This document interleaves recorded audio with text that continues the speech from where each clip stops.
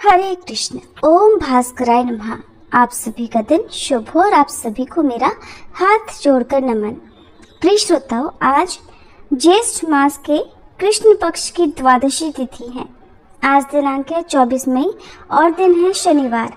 आज ज्येष्ठ मास का 12वां दिन है और आज आयुष्मान योग दोपहर 3:01 तक रहेगा और बाद में सौभाग्य योग प्रारंभ हो जाएगा। ये बहुत ही शुभ योग हैं जिनमें आप मनोकामना पूर्ति के लिए चाहे तो कोई उपाय या पूजा पाठ या दान आदि दे सकते हैं। श्रोताओं, ज्येष्ठ मास की ये पावन यात्रा अब उस मोड़ पर आ गई है जहाँ केवल नियम नहीं बल्कि भीतर की सच्ची भक्ति ही मार्गदर्शक बनती है। 12वां दिन एक ऐसा दिन है जो मन की चंचलता को त्याग कर भगवान के चरणों में पूर्ण समर्पण करना सिखाता है। इस दिन की कथा हमें बताती है कि भगवान तक पहुंचने के लिए साधन से ज्यादा साधना की भावना जरूरी होती है। ये व्रत केवल एक कर्म नहीं बल्कि आत्मा की पुकार है जो हर जप, हर उपवास और हर भावना में भगवान को ढूंढती है। प्रिय श्रोताओं, आज का अध्याय शुरू करने से पहले हम सभी मिलकर माँ गंगा से प्रार्थना करें। हे माँ गंगे, आप त्रिलोकों को पवित्र करने वाली भगवती विष्णुपदी, शिव जी की जटाओं में लहराने वाली कल्याणी हो। आपकी एक बूंद से पापों का नाश होता है। आपके दर्शन मात्र से जन्म जन्मांतर के दोष मिट जाते हैं। हे माँ गंगे, हम सबके जीवन में जो भी दुख, पाप, कष्ट, रोग, दरिद्रता और क्लेश हैं, कृपा कर अपनी निर्मल धारा से उन्हें बहा दो।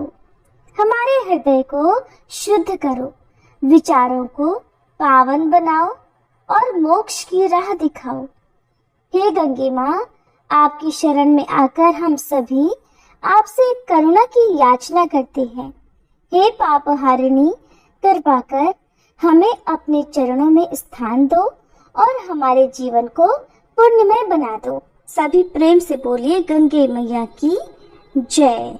अब आज के अध्याय का शुभारंभ करेंगे दशरथ रथ शनि स्तोत्र और शनि देव की कथा के साथ। जिनके शरीर का वर्ण कृष्ण नील तथा भगवान शंकर के समान है, उन शनिदेव को नमस्कार है। जो जगत के लिए कालाग्नि और कृतांत रूप है, उन शनैश्चर को बारंबार नमस्कार है। जिनका शरीर कंकाल जैसा मांसहीन तथा जिनकी दाढ़ी, मूछ और जटा बड़ी हुई है, उन शनिदेव को नमस्कार है।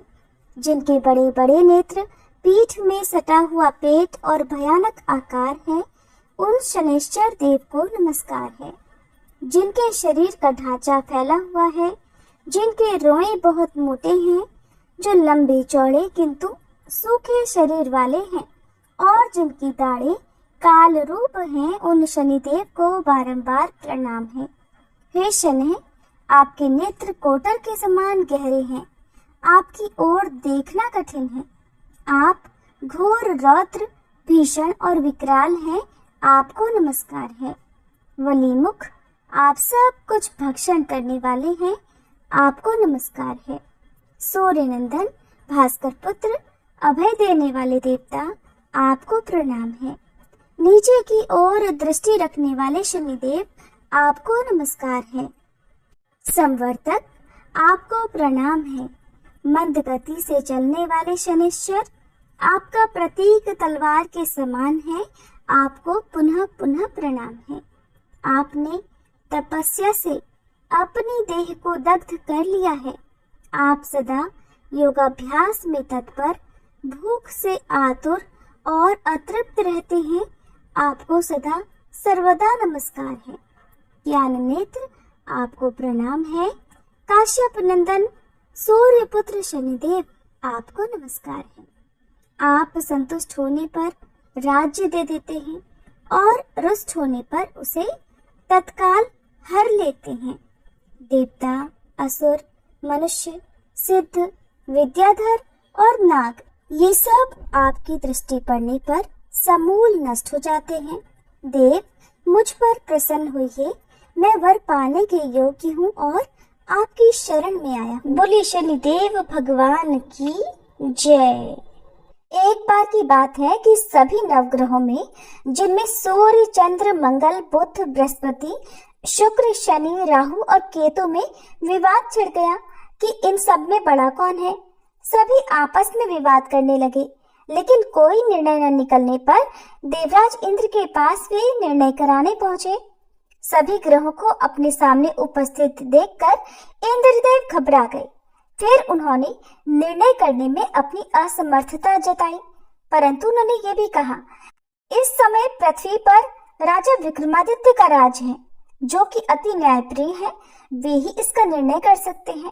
तब सभी ग्रह एक साथ राजा विक्रमादित्य के पास पहुंचे और अपना विवाद बताया, साथ निर्णय करने के लिए भी कहा।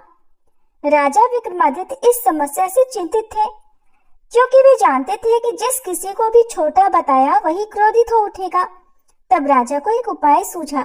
उन्होंने स्वर्ण, रजत, कांस्य, पीतल, शीशा, रांगा, जस्ता, अभ्रक और लोहे से 9 सिंहासन बनवाए और उन्हें इसी क्रम से रख दिया। फिर उन सबसे निवेदन किया कि आप सभी अपने अपने सिंहासन पर स्थान ग्रहण करें। जो भी अंतिम सिंहासन पर बैठेगा वही सबसे छोटा होगा। इसके अनुसार लौह सिंहासन सबसे बाद में होने के कारण शनिदेव सबसे बाद में बैठे, तो वही सबसे छोटे कहलाए। अब शनिदेव को लगा कि राजा ने ऐसा जानबूझकर किया है, तो वह क्रोध में आकर राजा विक्रमादित्य से बोले, राजा तू मुझे नहीं जानता।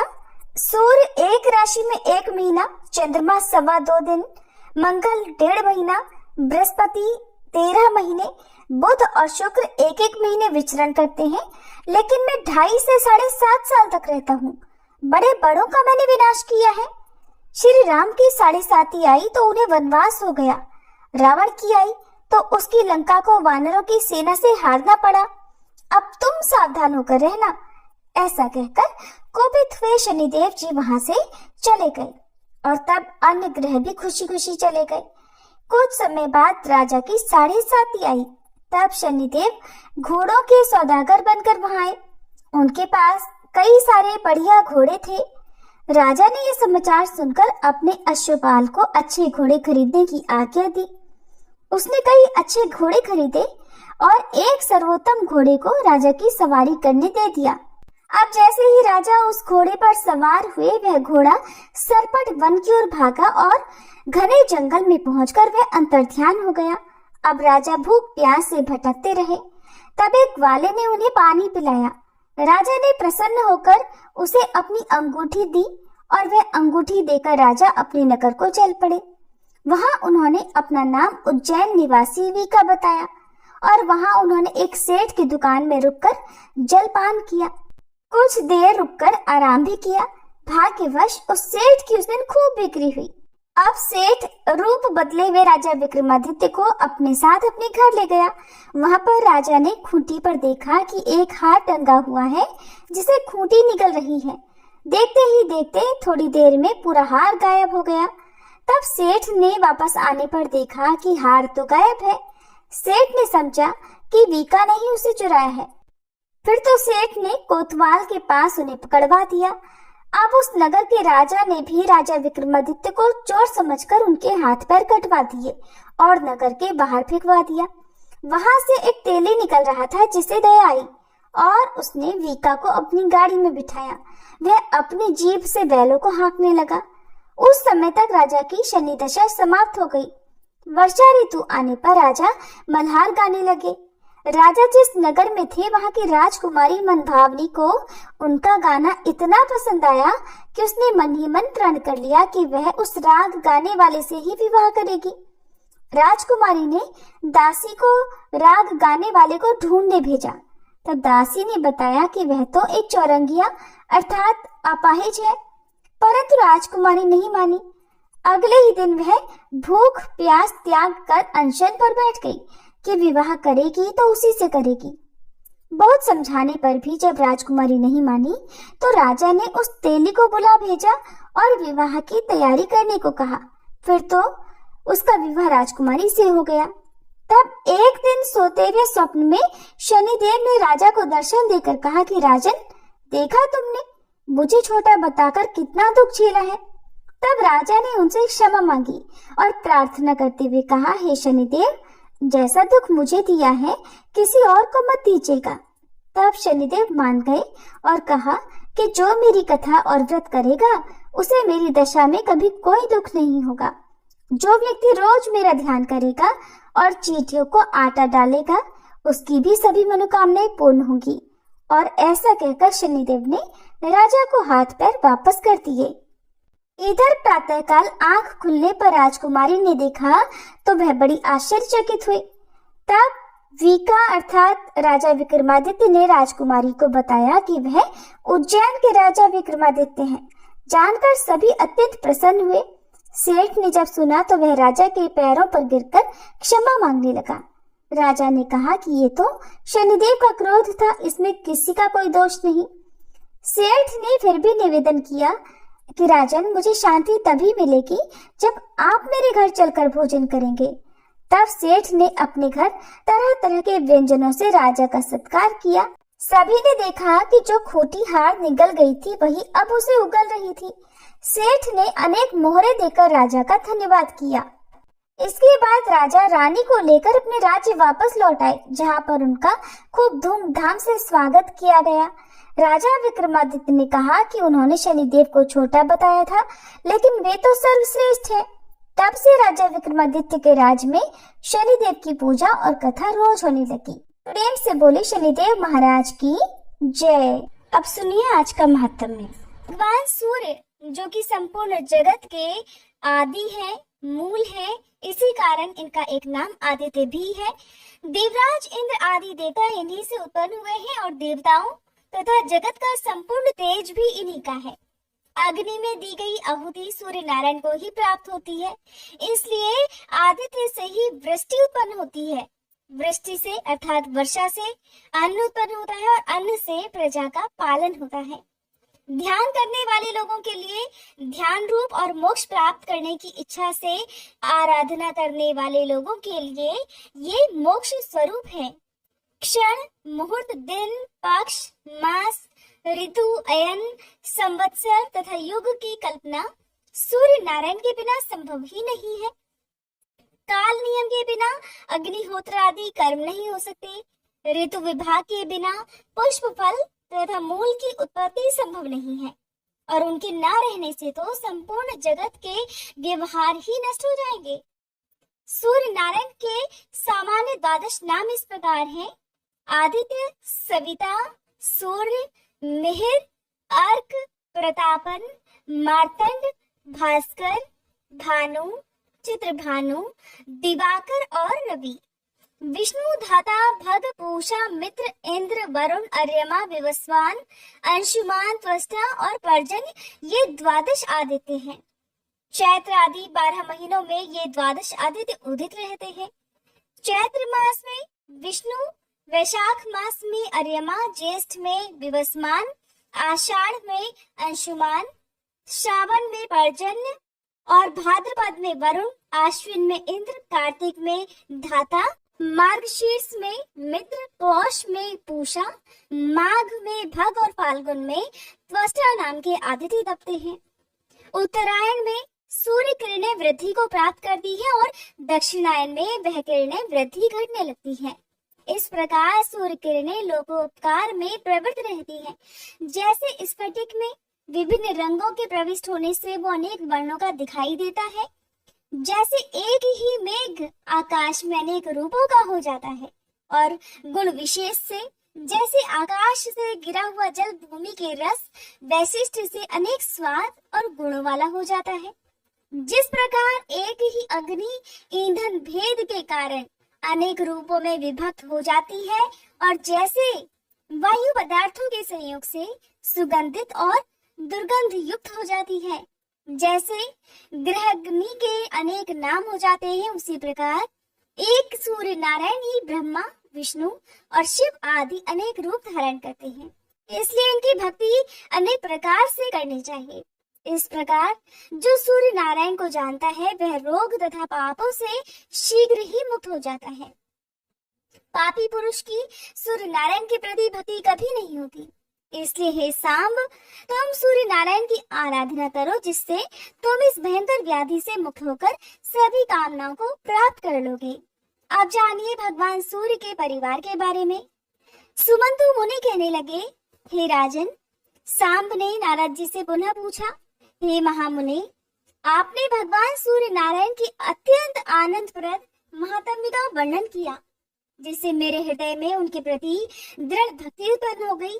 अब आप भगवान सूर्य नारायण की पत्नी महाभागा, राज्ञी और निक्षुभा तथा दंडी और पिंगल आदि के विषय में भी बताइए। तब नारद जी कहने लगे, सांब, भगवान सूर्य नारायण की राज्ञी और निक्षुभा नाम की 2 पत्नियां हैं। इसमें से राज्ञी को द्यौ अर्थात स्वर्ग और निक्षुभा को पृथ्वी भी कहा जाता है। शुक्ल सप्तमी तिथि को द्यौ के साथ और मार्ग कृष्ण पक्ष की सप्तमी तिथि को निक्षुभा अर्थात पृथ्वी के साथ सूर्य नारायण का संयोग होता है, जिससे राज्ञी द्यौ से जल और निक्षुभा पृथ्वी से तीनों लोगों के कल्याण के लिए अनेक प्रकार की सस्य संपत्तियां अर्थात अन्न उत्पन्न होता है। सस्य अर्थात अन्न को देखकर अत्यंत प्रसन्नता से ब्राह्मण हवन करते हैं। स्वाहाकार तथा स्वाधाकार से देवताओं और पितरों की तृप्ति होती है।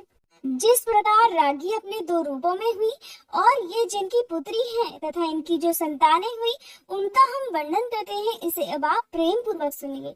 सांब, ब्रह्मा के पुत्र मरीचि, मरीचि के कश्यप, कश्यप से हिरण्यकशिपु, हिरण्यकशिपु से प्रहलाद, प्रहलाद से विरोचन नाम का पुत्र हुआ। विरोचन की बहन का विवाह विश्वकर्मा के साथ हो गया, जिसे संज्ञा नाम की कन्या उत्पन्न हुई। मरीचि की सुरूपा नाम की कन्या का विवाह अंगिरा ऋषि से हो गया, जिससे बृहस्पति उत्पन्न हुए। बृहस्पति की ब्रह्मवादिनी बहन ने 8वें प्रभास नामक वसु से पाणी ग्रहण किया, जिसका पुत्र विश्वकर्मा समस्त शिल्पों को जानने वाला हुआ। उन्हीं का नाम त्वष्टा भी है, जो देवताओं के बढ़ई हुआ करते हैं। इन्हीं की कन्या संज्ञा को राज्ञी कहा जाता है। इन्हीं को द्यौ, त्वष्टासी, प्रभा तथा सुरेणु भी कहते हैं। इन्हीं संज्ञा की छाया का नाम निक्षुभा है। सूर्य नारायण की संज्ञा नामक भार्या अर्थात पत्नी बड़ी ही रूपवती और पतिव्रता थी, किंतु भगवान सूर्य नारायण मानव रूप में उसके समीप नहीं जाते थे और अत्यधिक तेज से परिव्याप्त होने के कारण सूर्य नारायण का वह स्वरूप सुंदर मालूम नहीं होता था। इसलिए वो संज्ञा को भी अच्छा नहीं लगता था। संज्ञा से 3 संतानें उत्पन्न हुई, किंतु सूर्य नारायण के तेज से व्याकुल होकर वह अपने पिता के घर चली गई और हजारों वर्षों तक वहीं पर रही। जब पिता ने संज्ञा से पति के घर जाने के लिए अनेक बार कहा, तब वह उत्तर कुरुदेश को चली गई। वहां वह अश्विनी का रूप धारण करके तृण आदि चढ़ती हुई समय बिताने लगी। सूर्य भगवान के समीप संज्ञा के रूप में उसकी छाया निवास करती थी। सूर्य उसे ही संज्ञा समझते थे। उससे 2 पुत्र हुए और एक कन्या हुई, श्रुत श्रवा तथा श्रुतकर्मा। ये 2 पुत्र और अत्यंत सुंदर तपती नाम की कन्या छाया की संतानें हैं। श्रुत श्रवा तो सावर्णी मनु के नाम से प्रसिद्ध होगा और श्रुतकर्मा ने शनिश्चर नाम से प्रसिद्धि प्राप्त की।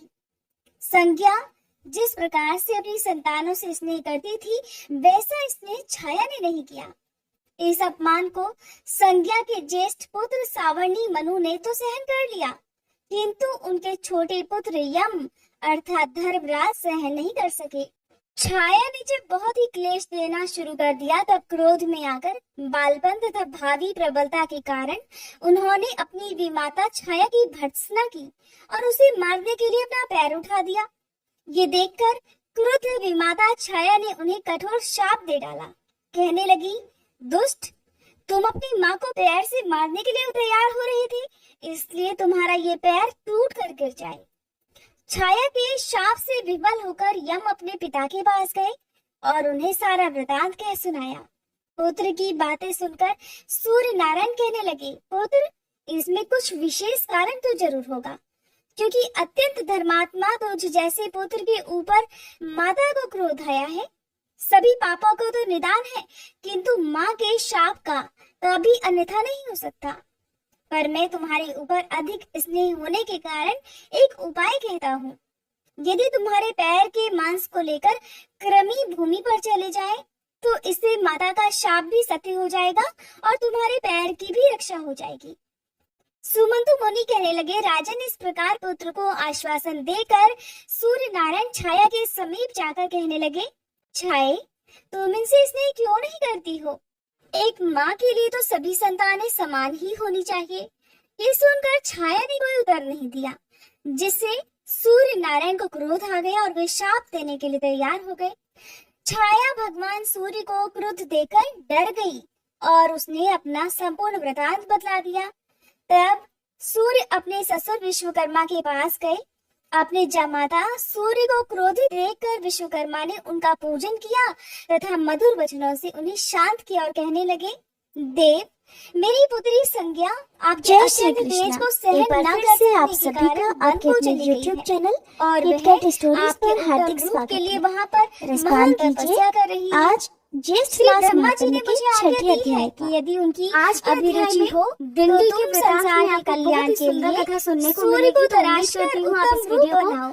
लास्ट तक विश्वकर्मा का ये वचन और आज के लिए सूर्य आपका प्रश्न नारायण ने है स्वीकार कि कर लिया। भगवान सूर्य नारायण और के रथ में विश्वकर्मा कितने ने घोड़े शाद होते हैं? द्वीप में आप सूर्य प्लीज नारायण कमेंट को बॉक्स में भेजी। जरूर बताइएगा। अर्थात तो रिस्पॉन्ड कर खराद रहे हैं पर आज के अध्याय चढ़ाकर का। उनके प्रचंड श्री तेज को ब्रह्मा जी खराद कहते डाला। हैं, हे जिससे महादेव, उनका रूप बहुत इस कुछ प्रकार सौम्य बन अमित गया। ओजस्वी भगवान सूर्य भास्कर नारायण की ने रथ यात्रा अपने योग करने बल से वाला इस बात की और जानकारी दूसरे की से करवाने कि वाला संपूर्ण व्यक्ति प्राणियों से पराग आदर्श वर्षों हमारी तक पत्नी अर्थात संज्ञा ब्रह्मा जी के रूप को आदि धारण अनंत करके सूर्य लोक में उत्तर पूर्व में वास निवास करता कर है। रही है। उस व्यक्ति के कुल में अतः सूर्य न भी कोई दरिद्र स्वयं होता है और अश्व न का रूप कोई धारण रोगी। कर उसके पास सूर्य आकर भगवान मिले। के अभ्यंग फलतः के लिए फिर बाद घी में समर्पण अश्विनी करने से वाले देवताओं के तथा वैदिक अनेक प्रकार जुड़वा का तिलक अश्विनी करने कुमारों वाले का जन्म हुआ, व्यक्ति को जिनके सूर्य नाम लोक की है प्राप्ति नासत्य और गंगा दस्त्र। आदि तीर्थों से जल इसके लाकर बाद सूर्य जो सूर्य नारायण नारायण को स्नान कराता है वह वरुण रूप लोक को में देखकर निवास संज्ञा करता है। अत्यंत प्रीति से लाल रंग प्रसन्न का हो गई भात और और वह गुड़ का उनके नैवेद्य समीप समर्पित चली करने गई। वाला व्यक्ति फिर प्रजापति लोक को रेवंत प्राप्त नाम करता का है। पुत्र उत्पन्न हुआ, भक्ति पूर्वक जो सूर्य कि नारायण को सूर्य स्नान नारायण के कराकर समान ही पूजन सौंदर्य करने वाला संपन्न था। व्यक्ति इस सूर्य प्रकार लोक में सावर्णी निवास मनु, करता है। यम, यमुना, जो व्यक्ति शनि, सूर्य देव को तापति, रथ चढ़ाता दो है, अश्विनी रथ कुमार, के मार्ग को वैवस्वत पवित्र मनु करता और रेवंत ये और सब पुष्प सूर्य तोरण नारायण की पताका संतानें आदि हैं। से सजाता यम है, की भगिनी वह यमुना वायु लोक में यमुना निवास नदी करता है। बनकर प्रवाहित हुई। जो व्यक्ति सावर्णी नृत्य आठवें गीत मनु आदि होंगे। के द्वारा सावर्णी वृहद मनु उत्सव देव मनाता भगवती है वह पृष्ठ सूर्य लोक प्रदेश को पर प्राप्त करता तपस्या है। कर रहे हैं। जब सूर्य सावर्णी देव रथ पर माता विराजमान शनि होते हैं ग्रह उस और दिन उनकी भगिनी जागरण तपती नदी करने बन गई। वाला जो पुण्यवान नगरी व्यक्ति से निरंतर निकलकर आनंद प्राप्त पश्चिमी करता है। समुद्र में जाकर मिल जो जाती व्यक्ति है। भगवान और इस सूर्य नदी की में सेवा आदि के स्नान लिए करने व्यक्ति से को बहुत नियोजित ही करता है पुण्य अर्थात प्राप्त होता है। आमंत्रित करता है वह सौम्य सभी नदी से तपती का कामनाओं संगम को और प्राप्त गंगा कर नदी सूर्य से लोक में वैवस्वती निवास करता यमुना है। का संगम होता है। रथारूढ़ भगवान सूर्य का दोनों दर्शन अश्विनी करना तो कुमार बहुत ही देवताओं बड़े के सौभाग्य वैद्य की हैं, बात है। जिनकी विद्या से जब ही वैदिक रथ की यात्रा उत्तर अथवा दक्षिण दिशा की ओर होती है उस समय सूर्य नारायण दर्शन ने करने अपने वाला समान व्यक्ति रूप वाले धन्य होता है। रेवंत नामक और पुत्र जिस को दिन रथ अश्वों यात्रा का हो स्वामी उसके बनाया। साल भर बाद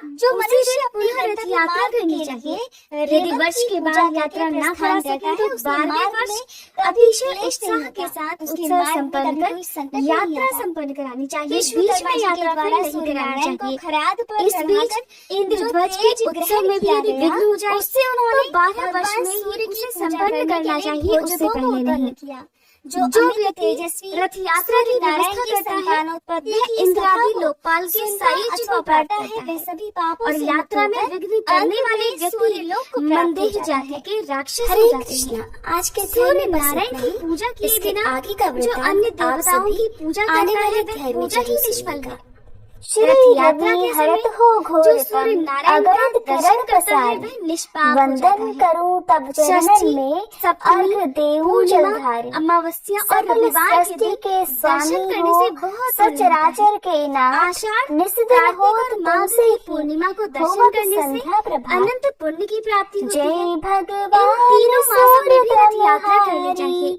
और इनमें भी कार्तिकी अर्थात कार्तिक पूर्णिमा को विशेष फलदायक होने से महाकार्तिकी कहा गया है। इन समयों में उपवास कर जो भक्तिपूर्वक भगवान की आराधना करता है और व्रत रखता है वह सद्गति को प्राप्त होता है। संसार पर अनुग्रह करने के लिए प्रतिमा में स्थित होकर सूर्यदेव स्वयं पूजित ग्रह रहते हैं और जो व्यक्ति मुंडन कराकर स्नान जप होम दान आदि करता है वह दीक्षित हो जाता है। सूर्य भक्त को अवश्य ही मुंडन भी कराना चाहिए। जो व्यक्ति इस प्रकार दीक्षित होकर सूर्य नारायण की आराधना करता है वह परम गति को प्राप्त होता है। महादेव जी इस रथ यात्रा के विधान का मैंने वर्णन किया। इसे जो भी पढ़ता है सुनता है वह सभी प्रकार के रोगों से मुक्त हो जाता है और विधि पूर्वक रथ यात्रा का संपादन करने वाला व्यक्ति सूर्य लोक को जाता है। रथ सप्तमी तथा भगवान सूर्य की महिमा का वर्णन भी आप सभी श्री ब्रह्मा जी कहते हैं माघ मास के शुक्ल पक्ष की षष्ठी तिथि को उपवास करके ग्रंथ आदि उपचारों से भगवान सूर्य नारायण जगत राज में उनके सामने शयन करना चाहिए। सप्तमी में प्रातः काल विधि पूर्वक पूजा करें और उदारता पूर्वक ब्राह्मण को भोजन कराएं। इस प्रकार से एक वर्ष तक सप्तमी का व्रत रखकर रथ यात्रा करें। कृष्ण पक्ष में द्वितीय तिथि को एक भुक्त, चतुर्थी को नक्त व्रत, पंचमी को अयाचित व्रत, षष्ठी को पूर्ण उपवास तथा सप्तमी को पालन करें। रथस्थ भगवान सूर्य की भलीभांति पूजा कर स्वर्ण तथा रत्नादि से अलंकृत तथा तोरण पताकाओं से सुसज्जित रथ में सूर्य नारायण की प्रतिमा की स्थापना कर ब्राह्मण की पूजा करके उसका दान कर देना चाहिए। स्वर्ण के भाव में चांदी, ताम्र, आटे आदि का रथ बनाकर आचार्य को दान करें।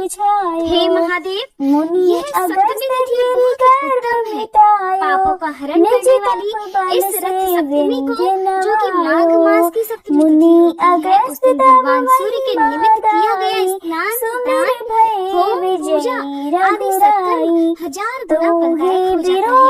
साथ ही ज्येष्ठ मास की सप्तमी तिथि को जिसे भानु सप्तमी कहा जाता है इस दिन जो भी भक्त विधि विधान से सत्कर्म करता है भगवान सूर्य नारायण की पूजा करता है उसके जन्मों जन्मों की पापों का नाश हो जाता है। इस सप्तमी के महात्म्य का भक्ति पूर्वक श्रवण करने वाला व्यक्ति ब्रह्म हत्या के पाप से भी मुक्ति पा जाता है। सूर्यमुखी हे राजन, इस प्रकार कृष्ण सदा विधान बताकर ब्रह्मा जी अपने लोक को चले गए। नमन तो देवता भी अपने धाम को चले गए। अब आप और क्या सुनना चाहते हैं ये भी बताइए। राजा शतानी कहने लगे, हे महाराज, सूर्य देव के प्रभाव का मैं कहाँ तक वर्णन करूं, क्योंकि उन्हीं के अनुग्रह से युधिष्ठिर आदि मेरे पितामह को सभी प्रकार का दिव्य भोजन प्रदान करने वाला अक्षय पात्र मिला था, जिसे मन में भी वे ब्राह्मणों को संतुष्ट किया करते थे।